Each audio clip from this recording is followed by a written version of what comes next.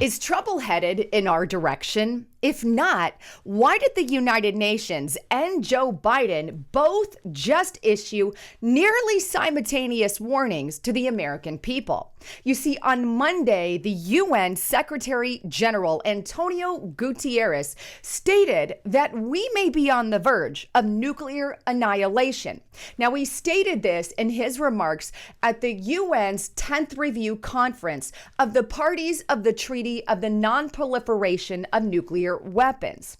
It was there that he stated this, and I quote, "Humanity is in danger of forgetting the lessons forged in the terrifying fires of Hiroshima and Nagasaki. Geopolitical tensions are reaching new highs. Competition is trumping cooperation and collaboration. Distrust has replaced dialogue, and disunity has replaced disarmament. States are seeking false security in stockpiling and spending hundreds of billions of dollars on doomsday weapons that have no place on our planet. Almost 13,000 nuclear weapons are now being held in arsenals around the world. All this at a time when the risk of proliferation are growing and guardrails to prevent escalation are weakening. And when crises with nuclear undertones are festering, from the Middle East and the Korean Peninsula to the invasion of Ukraine by Russia and to many other factors around the world, Excellencies, the clouds that parted following the end of the Cold War are gathering once again.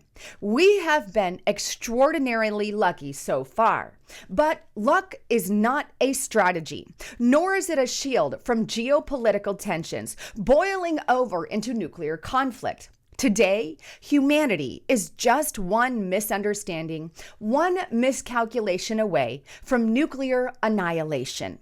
In other words, the United Nations Secretary General wants world leaders all over the globe to give up their nuclear weapons and sign a pretty little pact saying we're all just going to get along. Fat chance of that happening, especially considering, we have nuclear weapons in the hands of Xi Jinping, the dictator of China. Oh, and not to mention over in Iran, where they are now bragging that they have the technical means to produce a nuclear bomb. As much as I don't want nuclear weapons anywhere in this entire world, and I really don't, most people don't.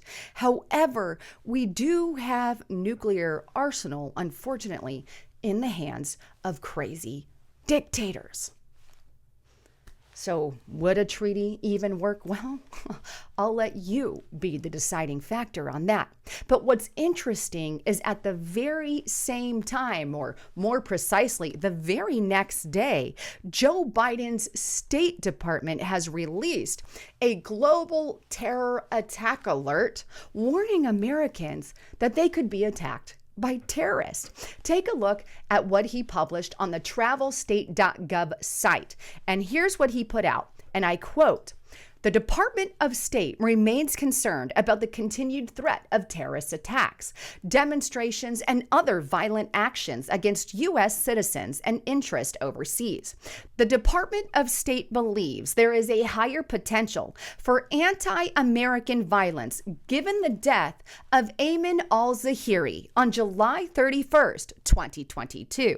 Current information suggests that terrorist organizations continue to plan terrorist attacks against U.S. interest in multiple regions across the globe. These attacks may employ a wide variety of tactics, including suicide operations, assassinations, kidnapping, hijackings, and bombings. As terrorist attacks, political violence, including demonstrations, criminal activity, and other security incidents, often take place without any warning. U.S. citizens are strongly encouraged to maintain a high level of vigilance and practice good situational awareness when traveling abroad. U.S. government facilities worldwide actively monitor potential security threats and may temporarily close or periodically suspend public service to assess their security posture. In those instances, U.S. embassies and consulates will make every effort to provide emergency services to U.S. citizens. U.S. citizens abroad are urged to monitor the local news and maintain contact with the nearest U.S. embassy or consulate. Does the Biden administration know something that we don't? If not, why are they suddenly issuing a terrorist warning that if American citizens travel abroad, that they could very well be a target of a terrorist attack? And speaking of Ayman al-Zawahiri, you've got to see this video that Justice Knight just put out on restrictedrepublic.com, and it's headlined, "There's much more to this story. Al-Qaeda's Ayman al-Zawahiri is dead." But here's what they failed to mention. Want more information on exactly how this isn't the first time he's died? Go to restrictedrepublic.com and get it for $3.99 per month for the entire first year by using code FJB.